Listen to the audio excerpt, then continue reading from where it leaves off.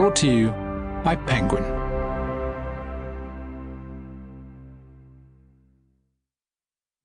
The Truth About Her by Annie Mae Taylor.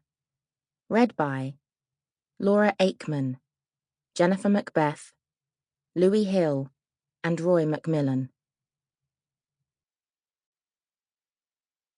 Prologue. It's such a horrible shock, a gut-wrenching surprise. And yet it's not. That family, that mother, those good looks, that house, 3 beautiful children, all that money. If it was going to happen to anyone, it was going to happen to the Lowes, wasn't it? You can't be that golden for that long without a little of the shine starting to come off. Poor Matthew, though, they all say. Poor little Matthew. Such a bright, beautiful boy.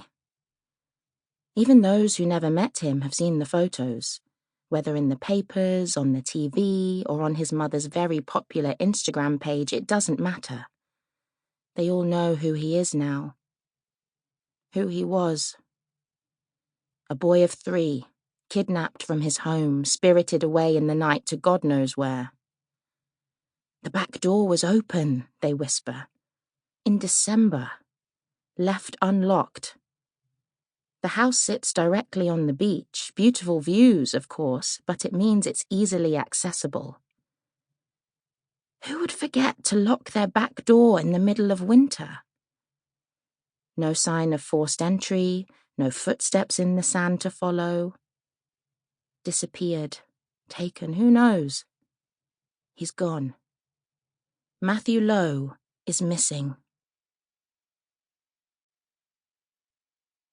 Chapter 1. I pull the car to a stop and stare out at the view in front of me. All the way from Gatwick, the sky has been grey and low, a compressing monolithic sheath that has put the world on mute. But as I look out at the cabin in front of me and the view beyond, I see the sea. It smashes and grabs at the shoreline, all that movement and unbridled freedom showing off under the heavy leaden sky. The cabin is small, but boxy and contemporary, a kind of modern-day beach hut. I can see straight through its huge windows, hiding nothing. On Airbnb, the owners had called it Whitstable's best-kept secret, the get-away-from-it-all cabin, and that's exactly what I want.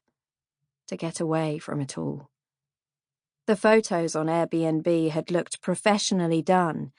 They had been taken on a light-filled summer's day, the sky through the window a burning blue. Everything perfect and just so, from the small but glossy kitchen to the black pot belly of the wood-burning stove in the living room and the queen-sized bed in the sleeping mezzanine. A cabin built just for one. Online it had looked perfect, idyllic. Now, though, it looks almost austere in its modernity. It's all angles and edges and 2 big windows that are too easy to peer through. It sits at the end of a long line of much older, tumble-down huts. In summer, I imagine the beach busy, swarming with visitors, but now all is silent, empty. The particular loneliness of the seaside in winter. With the engine of my rented car turned off, all I can hear is the far-off roar of the implacable sea. I think back to the din of the city, the sounds and memories, the reality I was trying to escape, and it barely seems real. Getting out of the car, I grab my bags and pull out my phone for the lockbox code the owner sent me late last night. 4543, I say to myself. It can't be more than a couple of hours since I left the airport, brief words exchanged at the car rental kiosk, but it honestly feels like forever since I said anything out loud. The flight from LA is weighing on me, and I try to work out how long I've been awake, what time my body thinks it is, before wearying of even that minor thought process. Sample complete. Ready to continue?